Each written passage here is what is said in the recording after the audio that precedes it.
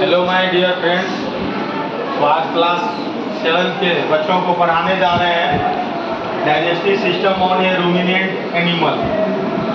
हम मनुष्यों का जो डाइजेस्टिव सिस्टम होता है वो अलग होता है। किससे?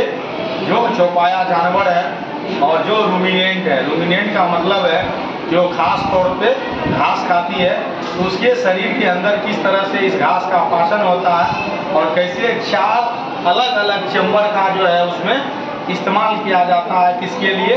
डाइजेशन के लिए, जो कि अपने आप में बहुत ही रोचक है। वो चीज़ हम पढ़ा रहे हैं और जो बच्चे ऑनलाइन देखते हैं या जो भी लोग हमारे वीडियो को देखते हैं उन सबों को समझ में आएगा। सबसे पहले एग्जाम्पल के तौर पे हम लोगों ने काऊ को लिया है। इसमें काऊ, गौ, बफेलो, बैसन, ये सब जानवर आएंगे, उसको रूमिनेंट एनिमल कहेंगे। सबसे पहले वो क्या करेगा? ग्रेजिंग करेगा। ग्रेजिंग का क्या मतलब होता है? चरना। ग्रेजिंग का मतलब क्या होता है? तो घास खाएगा, है ना? जैसे गाय है तो घास खाएगी, बकरी घास खाएगी, जो भैंस है वो घास खाएगा। तो सबसे पहले घास कहाँ जाएगा? उसके माउथ में। माउथ में वो चबाएगा। तो हम लोगों के जैसे नहीं चबाएगा बहुत अच्छे तरीके से, क्योंकि तेजी से वो चलेगा, क्योंकि उसको डर है अन्य जानवरों से, मालिकों से, जो खेत में चलता है ना, समझे? तो वो क्या करेगा? मानसिक रूप से उसको क्या करेगा? चबाते हुए तेजी से अपने अंदर डालेगा। अपने अंदर बोले तो स्टोमक में डालेगा। कहाँ डालेगा? स्टोमक का पहला चैम्बर क्या होता है? रूमेन। पहला चैम्बर क्या होता है? रूमेन। ये फर्स्ट चैम्बर होता है। ये 4 चैम्बर में, इसमें कि ये घास जाएगा, ये घास जाएगा और चबाया हुआ, है ना?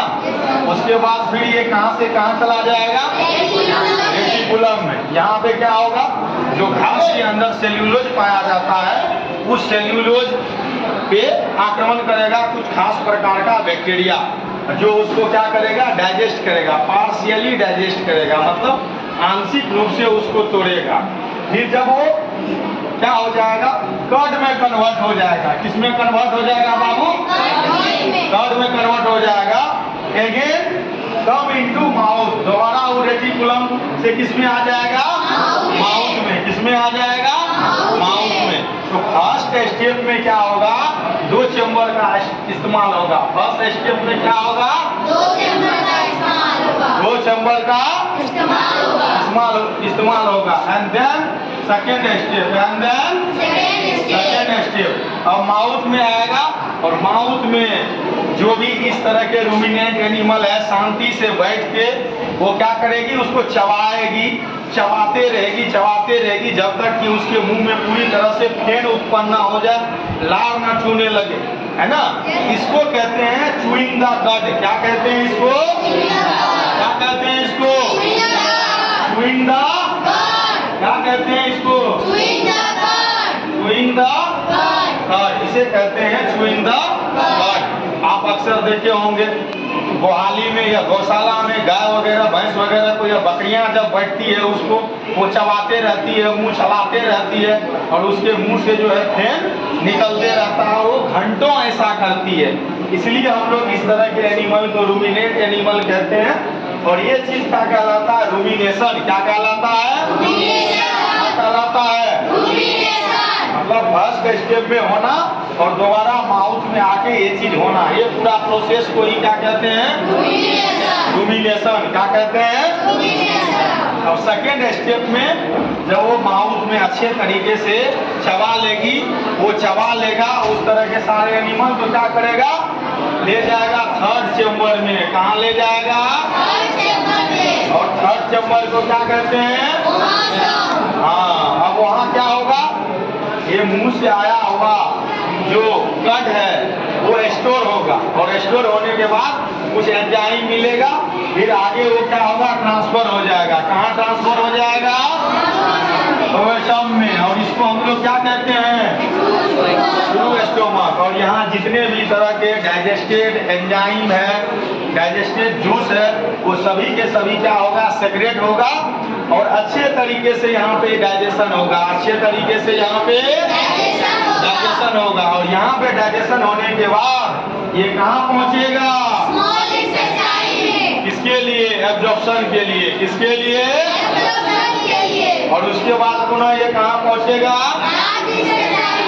फिर एनस होते हुए गोबर, जो गोबर हम लोग कहते हैं, इस तरह के जानवरों का जो मल होता है, वो गोबर होता है, वो आउट ऑफ बॉडी निकल जाता है।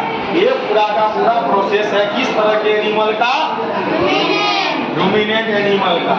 इसे कहते हैं digestive system of A ruminant animal. और ये पूरा होल प्रोसेस का कहलाता है रूमिनेशन। इसे क्या कहते हैं बाबू? क्या कहते हैं इसे? क्या कहते हैं इसे? समझ गए? बोलो। हम लोगों में ऐसा बिल्कुल नहीं होता है। होता है? नहीं होता है। तो आपने समझा? फर्स्ट स्टेप में क्या होगा? माउथ से रूमेन में, रूमेन से रेटिकुलम में, एंड देन माउथ में। सेकेंड स्टेप में क्या होगा? अच्छे से चबाया जाने के बाद कहाँ आएगा? और उसके बाद समझ गया? बाकी जितना जो प्रक्रिया है हम लोगों के जैसा ही होगा। समझ गए? और ये किन किन जानवरों में होगा? गाय में, भैंस में, बकरी में, भेड़ में, और जो जंगली गाय भैंस है उन सबों में। ठीक है? सुन लिए ना? इसे कहते हैं रूमिनेशन। क्या कहते हैं? और ऐसे जानवरों को क्या कहते हैं? बोलो। हाँ, और ऐसे जानवर से अपने को दूध की भी प्राप्ति होती है। ठीक है? इस तरह के वीडियो में पुनः मिलते रहेंगे और आप सबों के लिए बनाते रहेंगे। फिर मिलते हैं। टाटा बाबा, जय हिंद।